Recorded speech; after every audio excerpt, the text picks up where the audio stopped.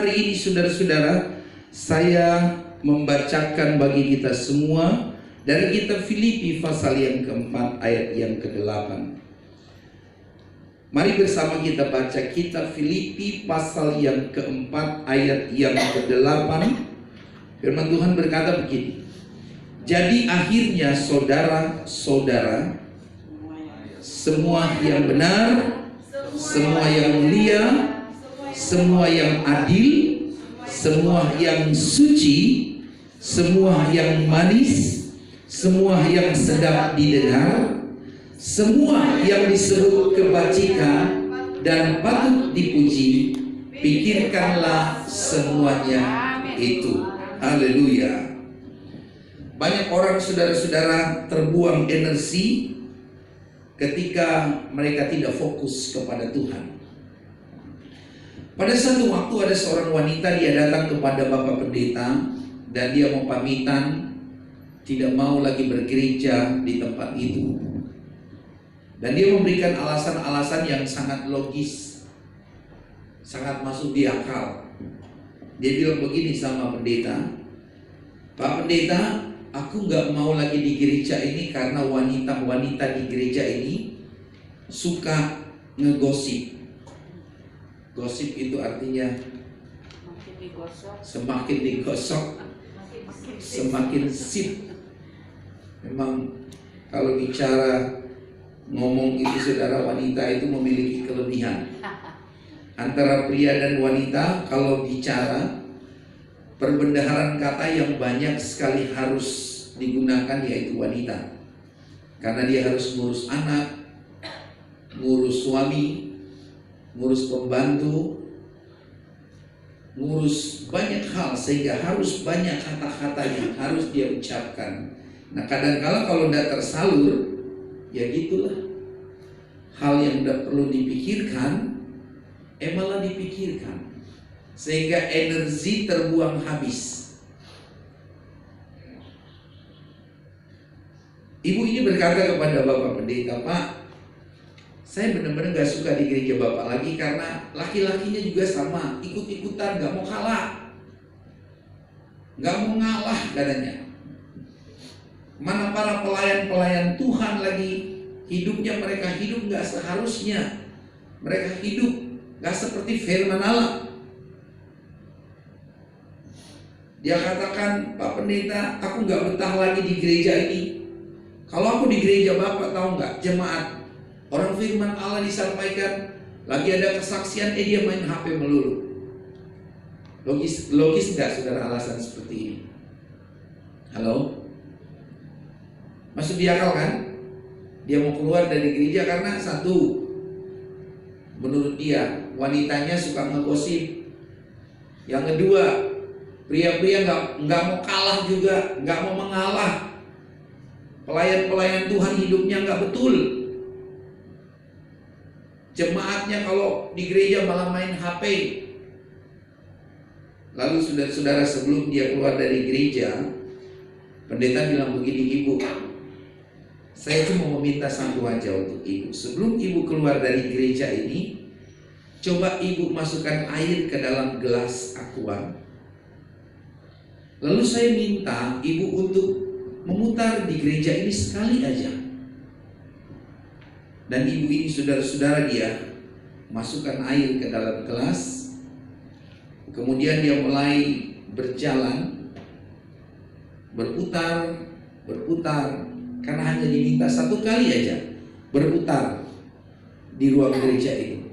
Dan dia berhasil berputar di gereja itu tanpa ada satu air yang menetes ke lantai, tanpa ada air yang mengotori lantai. Saudara-saudara yang dikasih Tuhan Yesus Kristus, ibu ini berhasil. Tidak ada air yang tumpah. Lalu pendeta ini mengatakan, mengapa air tidak ada satupun yang tumpah ke lantai? Karena engkau begitu fokus memperhatikan gelas yang ada airnya supaya tidak terbuang. Dan pendeta ini berkata, begitu pula Kalau engkau fokus kepada Yesus, engkau tidak punya waktu untuk mengurus kekurangan-kekurangan orang lain. Di dalam Alkitab yang kita baca pada sore hari ini yang namanya Euodia dan Syntyche, mereka adalah rekan-rekan kerja daripada Rasul Paulus. Mereka adalah jemaat yang berada di Filipi. Mengapa Rasul Paulus menegur mereka? Karena mereka melakukan hal-hal yang tidak memuliakan Tuhan. Orang kalau sudah tidak memuliakan Tuhan, saudara-saudara, sebagai hamba Tuhan harus menegur. Kok nggak ada yang bilang amin? Apa yang mereka lakukan sehingga tidak memuliakan Tuhan? Alkitab katakan di dalam ayat 2, Euodia ku nasihati dan Syntyche ku nasihati supaya apa? Supaya sehati, sepikir di dalam Tuhan. Jadi orang yang tidak sehati, orang yang tidak sepikir di dalam Tuhan, itu orang yang tidak memuliakan nama Tuhan. Jangan berpikir tidak satu hati itu hal biasa. Rasul Paulus berkata kepada jemaat di Filipi bahwa hendaklah kau sehati, sepikir, satu iman, satu tujuan. Dalam gereja kalau kita tidak sehati, saudara-saudara, artinya kita tidak memuliakan Tuhan lagi. Di gereja kita harus sehati, fokus kepada Tuhan, muliakan Tuhan, jangan mempermalukan nama Tuhan. Kalau kita hanya memperhatikan kekurangan-kekurangan orang lain, kita buang energi, saudara. Orang bilang hari segini, masih kita bisa melihat hal-hal yang sifatnya manusiawi. Kalau kita tidak hidup fokus kepada Tuhan, berarti kita tidak memuliakan Tuhan. Kita lebih cenderung mengikuti kehendak kita sendiri atau kehendak dunia, cara hidup orang-orang dunia. Paulus menasihati kedua wanita ini. Karena apa? Karena mereka terlalu fokus kepada hal-hal yang sebenarnya kurang penting. Dua wanita ini ditegur oleh Rasul Paulus karena mereka terlalu berpikir kepada hal-hal yang tidak bermanfaat. Kalau kita berpikir yang bermanfaat, saudara, Tuhan dimuliakan. Tapi kalau kita memperhatikan hal-hal yang tidak penting, kalau kita hanya fokus kepada hal-hal yang tidak bermanfaat, yang namanya useless, yang tidak ada guna sama sekali, itu namanya menghabiskan energi, hanya buang-buang waktu. Saya berdoa dan berharap jemaat di GPD Kayu Mas ini, kita jangan buang-buang energi, saudara. Ini hari-hari ini, kalau saudara lihat bagaimana Alkitab sedang dinubuatkan, sedang terjadi nubuatan Allah, sedang digenapi nubuatan Allah. Lah kalau kita berlambat-lambat, buang-buang energi, berpikir hal-hal yang tidak punya manfaat, hal-hal yang nggak penting kali. Sayang, saudara, hari segini lalu kita masih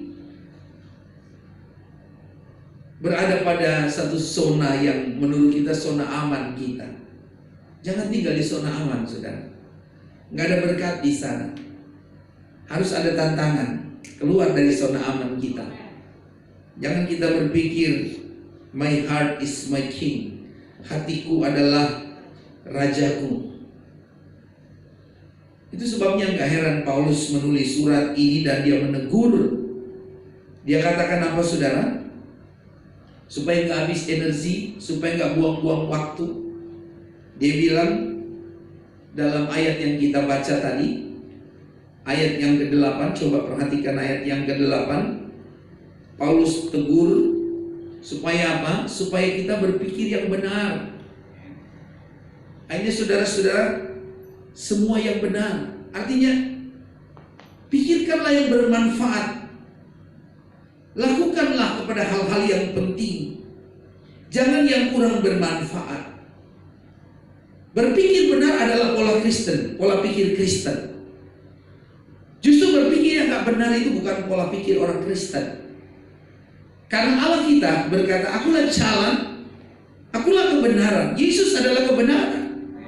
Orang Kristen harus berpikir yang benar. Jangan berpikir yang orang Jawa, orang sudah bilang yang boten-boten. Ya Jawa, buat pikir yang boten-boten, saudara. Jangan kita buang energi. Jangan menjadi jemaat yang berpikir hal-hal yang justru yang duniawi. Apa yang harus kita pikirkan?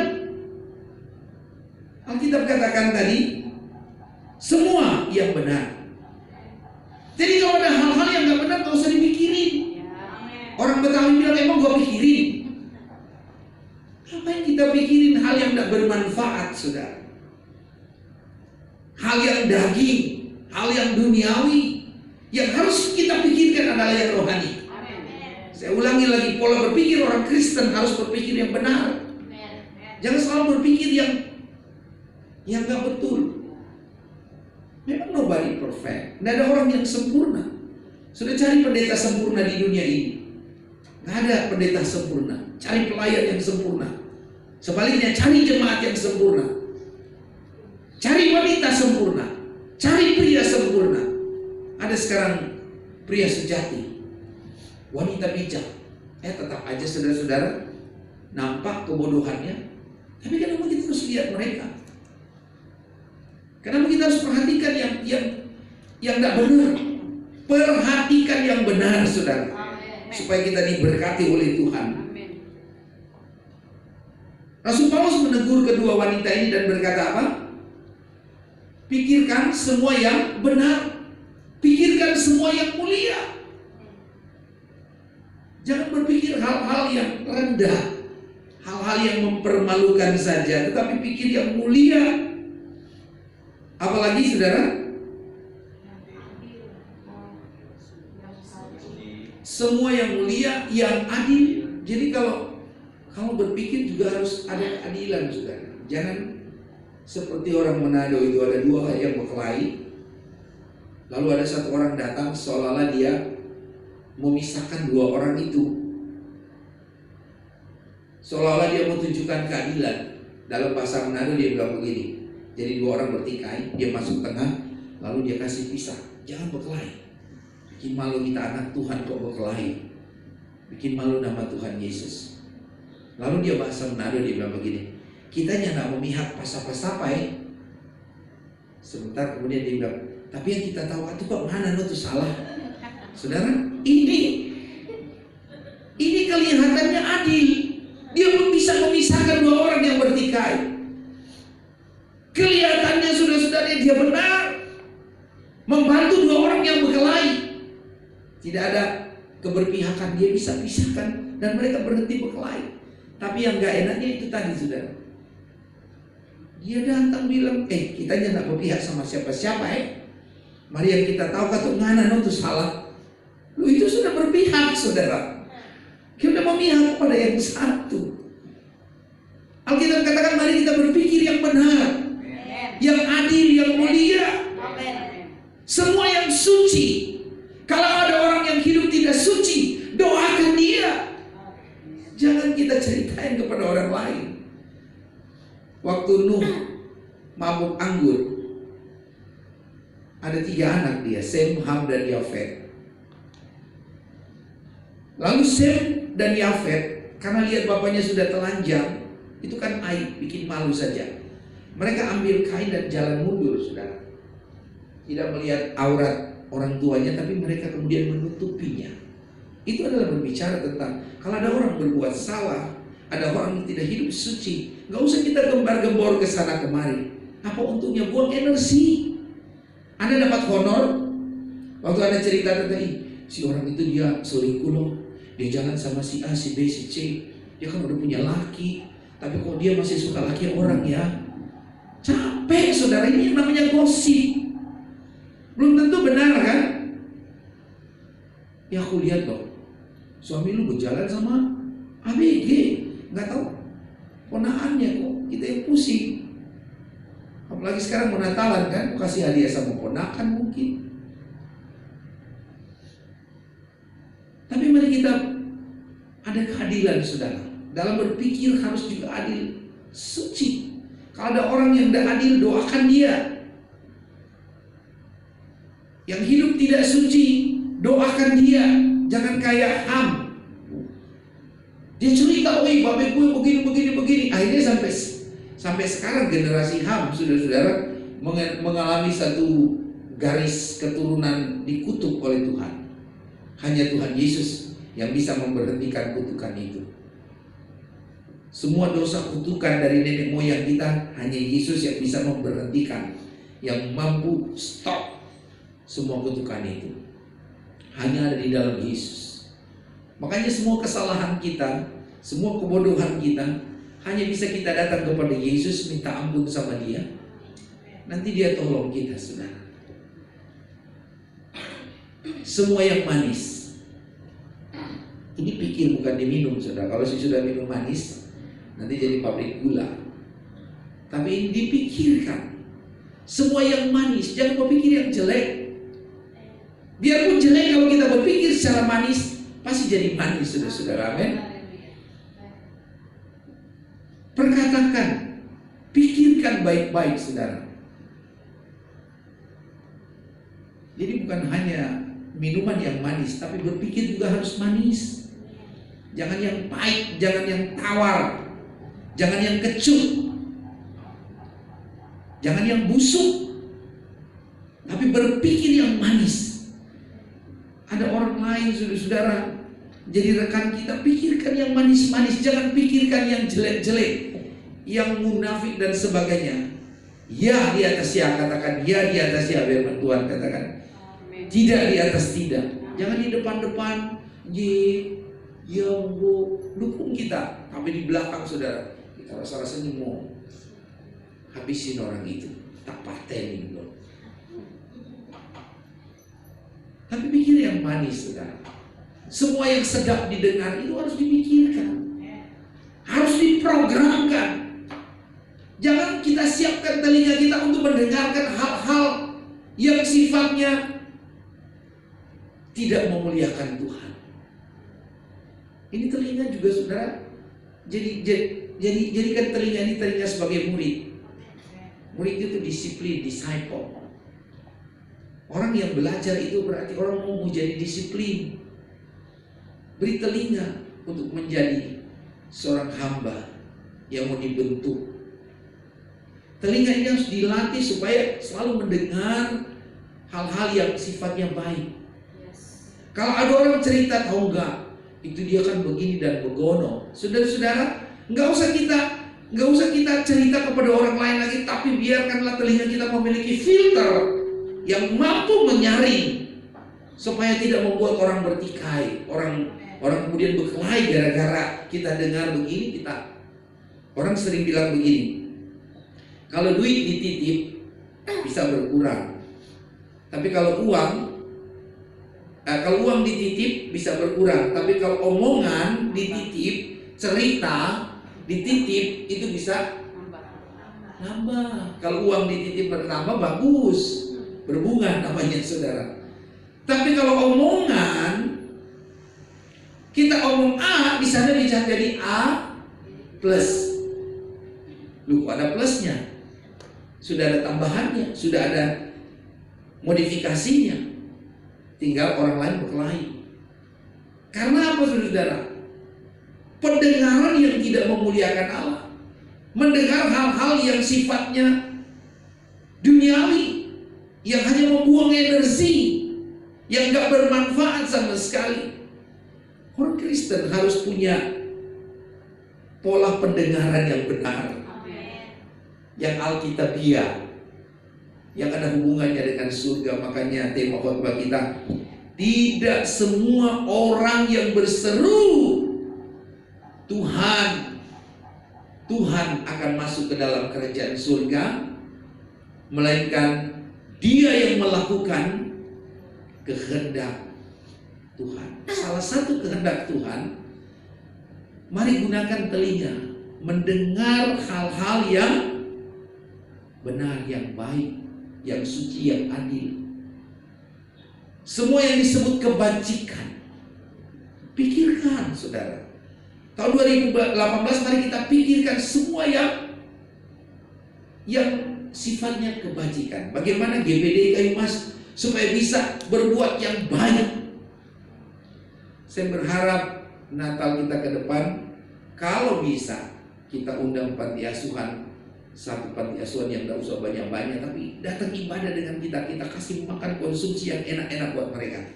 Karena mereka mungkin cuma 1 tahun sekali makan yang enak-enak. Pikirkan hal-hal yang baik. Atau janda-janda yang memang patut dibantu saudara. Sekarang banyak janda tapi janda kaya, janda genit.